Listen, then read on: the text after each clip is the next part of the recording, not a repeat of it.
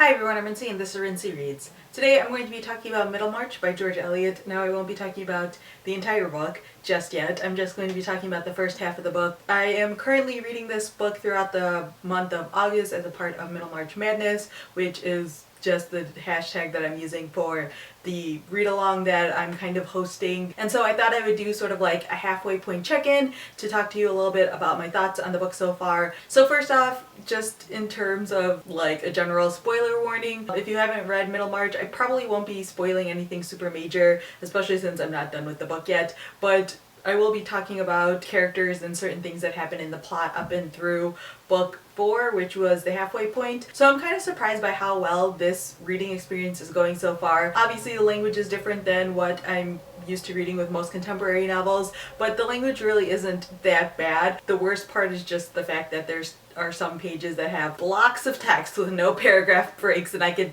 feel my brain sort of wandering or my mind wandering a bit when reading those, but I decided to sort of bite the bullet and buy the audiobook on Audible. For me on Audible, the audiobook was less than like $4. I think it was like $3.95. So I figured that was a pretty good deal. I think it might be because I also downloaded like the free Kindle ebook. So a lot of times when you download the ebook and you go to Audible, the Audible file is cheaper and discounted. And I don't have an Audible membership anymore, so I know that that didn't affect it at all. I just have the open account with them. So anyways, having the audiobook is super helpful. I listened to the audiobook while also reading the book. So I have the book open and I'm physically reading it, and I speed up the audiobook to about the pace that I read. So it works out really, really well. It really helps me focus on what's happening in the story, and during the parts that are slightly more dull, in my opinion, it helps me, you know, stay on track and stay focused and keep going. This is also what I did with Moby Dick.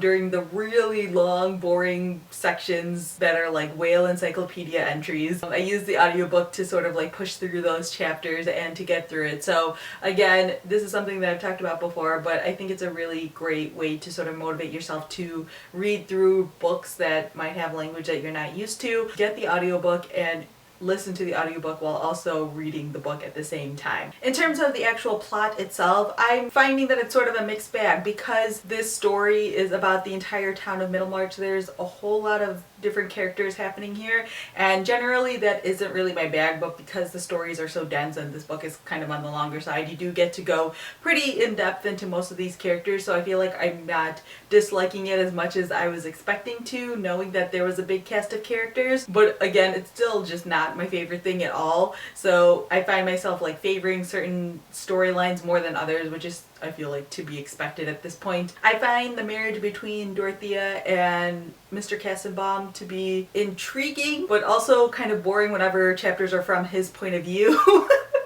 Just because I find him to be kind of a dull character, and I find his just sort of thoughts on jealousy to be nothing extraordinarily entertaining. I don't know how to explain it, but I felt like there was something really interesting going on with them when they had their fight in Italy and they were realizing that this marriage wasn't exactly what they thought it was going to be. I find all of that to be really interesting because I think that's a thing that all married people have to deal with at some point. You, as a single person, have this sort of idealized conception of marriage, and then you actually get married and you realize marriage is not exactly what it is, and the things you thought you might want, you might actually want something different, and all these different conflicts, and I find all of that really interesting. But then the story sort of shifted and it became about Kassenbaum's like jealousy issues, and it's possible that the way they're going to resolve the story is going to be really interesting, but as of right now I find myself just being less entertained by that storyline, but I'm definitely still intrigued to see again how it's all going to resolve. In the beginning, if you had asked me, I probably would have thought like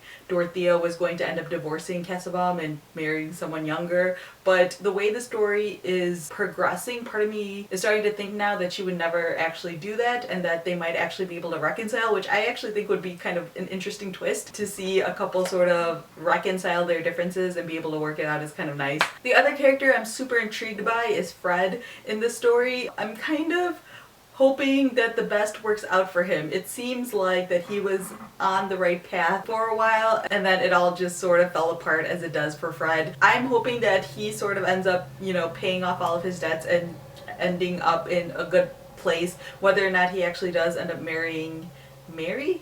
Is that the girl's name? I can't remember the name of the character who Fred is in love with. I actually think it would be nice if he found someone else to fall in love with, but I would like him to sort of figure his life out a little bit, and it would be interesting to see if that actually happens. And speaking of Fred, I think that the most interesting storyline so far in this book has been the whole will and estate and inheritance sort of drama that happened. I think that was my favorite part of the story. I was never more into Middlemarch than during those few chapters where all of that was happening. Seeing all of these different people show up for this funeral, assuming that they were going to receive this huge inheritance, and then seeing how it all fell out. I was really into that storyline, and I would love for there to be more stuff like that. So yeah, those are my quick thoughts on Middlemarch so far. I will have another sort of video talking about the book as a whole towards either the end of August or the very beginning of September. I can't say for sure when I'm going to have that video up, but if you are participating in Middlemarch Madness, definitely let me know what you guys think of the story so far. I've been watching people's like Twitter comments and Instagrams and things like that, but definitely leave a comment down below letting me know, you know, who some of your favorite characters are, which storylines you're liking or not liking, whatever you want to talk about. So yeah, that's all I have for now, and thanks for watching.